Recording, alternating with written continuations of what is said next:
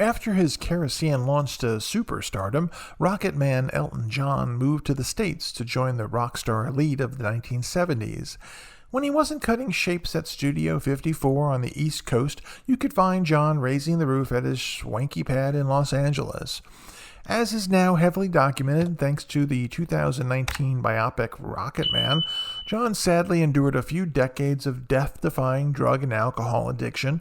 What started as a path of least resistance, allowing him to banish anxiety, relax, and enjoy himself at social events, ended up a true living nightmare. By the 1980s, Elton's substance abuse had taken over, and the life of the party had become increasingly withdrawn.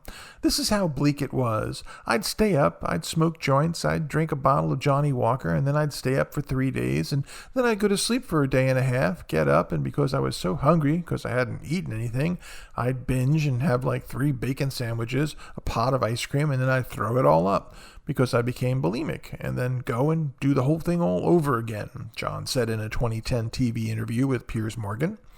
Adding, I'm not being flippant when I say that when I look back, I shudder at the behavior and what I was doing to myself. When I asked how close a shave he had with death, John replied, very close. I mean, I would have had an epileptic seizure and turned blue, and people would find me on the floor and put me to bed, and then 40 minutes later I'd be snorting another line. Thankfully, John sought help after a wake-up call in the late 1980s and has been sober since 1990. I still dream twice a week at least that I've taken cocaine and have it up my nose, the performer told NPR in 2012, and it's a very vivid and very upsetting, but at least it's a wake-up call. While the party lifestyle was the ultimate cause of John's embarrassment, distress, and dystrastic action, he naturally has a series of hilarious anecdotes up his sleeve to show for it.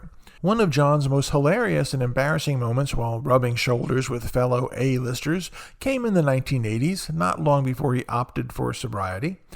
Towards the end of the 80s, I held an insane party in Los Angeles and invited everyone I knew, John wrote in his memoir. Me. By mid-evening, I was flying, absolutely out of my mind, when a scruffy-looking guy I didn't recognize wandered into the lit-up garden. Who the hell is that? He asked. Must be one of the staff at Gardner. I loudly demanded to know what the gardener was doing helping himself to a drink, John continued. There was a moment's shocked silence broken by my PA saying, Elton, that's not the gardener, it's Bob Dylan. He continued, coked out of my brain and keen to make amends. I rushed over, grabbed him, and started steering him towards the house. Bob, we can't have you in those terrible clothes, darling.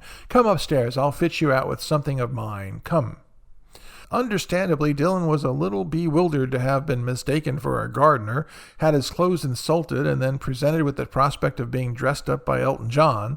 His expression suggested he was trying hard to think of something he wanted to do less than get dressed up like Elton John, and drawing a blank, John added, As I continued propelling him out of the garden, I heard the unmistakable sound of George Harrison's mordant Scouse-accented voice calling out to me. Elton, he said, I really think you need to go steady on the old marching powder. Somehow, after the Gardner incident and subsequent makeover, Dylan and John maintained their friendship.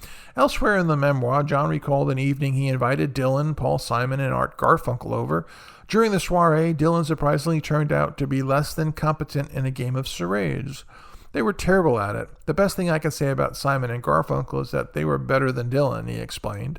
He couldn't get the hang of how many syllables things at all. He couldn't do sounds like either, come to think of it. One of the best lyricists in the world, the greatest man of letters in the history of rock music, and he couldn't seem to tell whether a word had 1 syllable or 2 syllables or what rhymed with it. Adding he was so hopeless, I started throwing oranges at him, or so I was informed the next morning by a friend. That's not really a phone call you want to receive when you're struggling with a hangover. Morning, darling. Do you remember throwing oranges at Bob Dylan last night? Oh, God. It's hard to imagine the pair of musicians finding a close bond, giving their disparate styles both musically and other, but for Dylan to stick around after being pelted with oranges, mistaken for a grubby gardener, and attacked with flamboyant clothing, John must have been highly entertaining company.